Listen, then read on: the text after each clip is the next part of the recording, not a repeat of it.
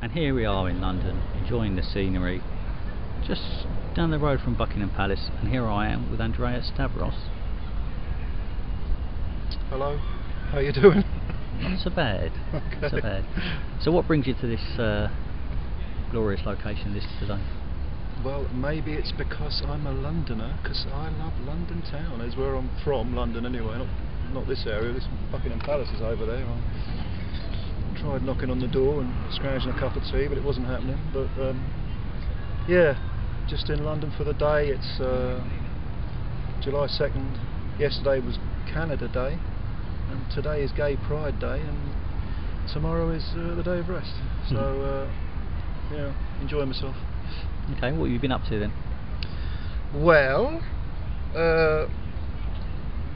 as you may or may not know, I'm one half of Nothing, which is the other half is Joe Pacheco, who plays the keyboards and the bass. I play guitars and sing, and we have a new triple album coming out, which is called The Art of Being, and we've been working on it for the last 9 months roughly. We've got 51 completed songs, which we've put on 3 discs, so it's a hell of a slab of work, and we thought we'd release it as a triple album because it is all one block of work from a specific period of time. So it's 4 hours of music, a lot of songs, 51 songs. Rather than split it into different albums, we thought no, it all belongs together, so we'll put it out as one, in one hit. And I'll show you the cover. There it is, The Art of Being by Nothing. Nice logo on the front, a Nothing logo designed by Mr. Pacheco, rather splendidly. And it's going to be out in September 2011, so we're now in early July, so it will be a couple of months. Where's the inspiration for the songs come from then? Anything and everything really. It's Joe writes most of the music, or he has done for this album. In fact, he's written all of the music. I've come up with some musical ideas, but they're really just like guitar parts and so on. He's actually written all of it. When he sends me a piece of music, that's what inspires the lyric. I mean, I have any number of notebooks, and diaries and so on lying around, but normally if I hear a piece of music, depending on the mood of it, it will inspire a certain subject, and that could be anything. A lot of it's quite introspective. Some of it deals with social issues, you might say even political issues. The album is called The Art of Being for a reason, and the art of being means this thing called life and getting through it, and I think literally there's kind of a bit of everything in the album, lyrically anyway, and probably musically. I mean, musically the styles are very, very diverse. Everything from cinematic, grandiose string sounds to punky guitars. But we don't set ourselves any sort of set objectives. It's a case of it develops and it evolves naturally of its own accord, and that applies to the music and the lyrics. Okay. In relation to The Art of Being itself, tell me a little bit more about the day-to-day aspects of the whole songwriting process, and how you've actually got together with Joe to actually create this piece of work, or this body of work. Well, Joe and I have known each other for 20 years, and we met when we worked at the same hellhole, and Joe normally sends me, this is how we do it in this day and age. It may have differed in the past, because we've been writing for 20 years together, on and off. With this particular block of work, Joe has come up with he comes up with a piece of music. Normally it's arranged in pretty much a finished form. Verse, chorus, middle 8, whatever. And he will send it to me, email it to me, and then I will write the lyrics to it. Usually it doesn't need rearranging musically.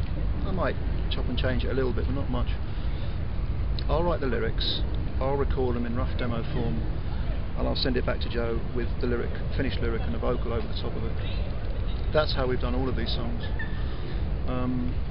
In the past we've written together just with the two of us sitting down with a couple of guitars, and we'll come up with the excuse me, the basic tune, and then I'll go away and write a lyric. Sometimes Joe writes a lyric.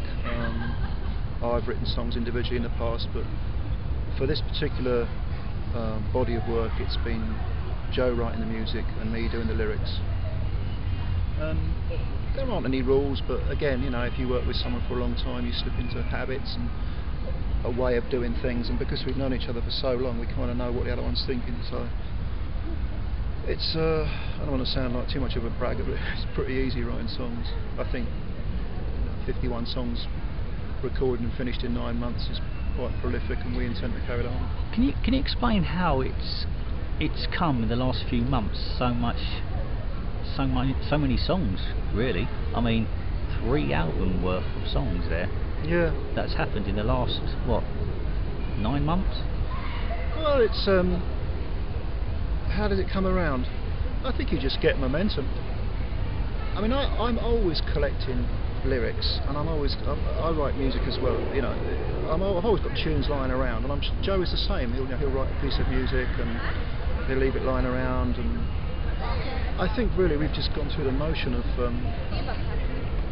just concentrating on what we're doing, and of getting as much work done while the momentum's there. I don't really believe in what they call writer's block. I think writer's block comes about when someone tries to force himself to write something, or when they try to force an idea out. You shouldn't do that. You should have no fear of sitting down and doing nothing, sometimes for weeks on end or months on end. And if you allow it to come naturally, you can gain momentum, and you can produce, a lot of work very, very quickly. There have been periods when we've produced very, very little work, over an extended period of time. That doesn't matter. That's fine. You're still collecting ideas, and eventually they'll come out. Do you ever get together to actually record the material then? Or occasionally, yeah. Is it a long distance thing? No, it's because we live in separate parts of the country. I live in East Anglia, and Joe lives in Essex. Joe will come up once in a while, once every 5, 6 weeks, 7 weeks, whatever, and we will normally do the guitars then. If he sends me a piece of music, sometimes I think, well, that's finished, it doesn't need anything else, but sometimes I'll get ideas for guitars, and so we have to get together for me to record the guitars. It's all done on a 24-track studio that Joe owns, and I do bits and pieces on my Mac, and we put it together. It's not ideal because sometimes we'll record guitars, and then I'll think, oh, I should have done this, or I should have done X, Y, Z instead of A, B, C. But it's worked, and I think the results are on the album, and give it a listen, and I don't think you'll be too disappointed. I know I'm certainly not. I'm quite pleased with everything. The album's design and concept, artwork wise, can we have another look at it? It's actually, visually, it looks really, really quite stunning. Yeah, well, this is Joe's work. I mean, this is fantastic stuff. It's I liked it because it's quite simple, but very, very effective. It's quite sort of Art Deco minimalist, but at the same time, it sort of sticks in your mind. This is our insignia, our emblem, if you like, and in the future, that will be the main sort of signature, nothing signature, if you like. We'll probably use that again, but maybe with different colours. We're going to release further albums, I'm sure of it, after this one. But if you look on the inside, if I can just take this out and I'll show you. Again, this is all Joe's work. It's quite fantastic. I mean, we've got little collages going on there. You see that now? Yeah. And the credits are on the inside. So I mean, it's pretty simple. There's nothing really complicated about it, but at the same time, it's very effective, and I like that. I think the music should speak for itself. Imagery should catch the eye, but it shouldn't be overwhelming. I mean, so much stuff around nowadays that's so prettily packaged, and you put the disc on the machine, and the content just isn't there. Plenty of style, but no substance. Well, yeah, it's like a sheen, isn't it? Like a very pretty exterior and there isn't much beneath it. We try to avoid that. I see on the back cover there's actually a website address. Yeah, www.nothingmusic, all one word, .co.uk, and that's a website we've got. We're actually, like I say, this will be released in September 2011, and the website should be up then at the moment as I'm doing this particular interview. It's not yet up and running, but it will be up and running soon, and you'll be able to access, in time, you'll be able to access all the lyrics to the album, of which there are many. So yeah. Are there any other sites that Nothing are linked to, Yeah. just in case for the fans out there, those who want to find out a little bit more about Nothing? Oh yeah, we've got all the standard ones. We've got MySpace. Type in Nothing, band Nothing. You'll find lots of videos there. You'll find lots of tracks to listen to. We've got our own YouTube page. Again, we've got about 60 songs on there. When I say videos, one of the things I've been doing with each song is putting together a sort of slideshow of images, if you like, mostly photographs, that are really an extension of the lyric and the subject matter of the lyric. Is there a particular reason for that? Well, I wanted to get the music out there, and I just like the idea of having visuals that enhance the lyric. I've never really been a fan of the standard pop video, because I think most of them are just adverts for the band.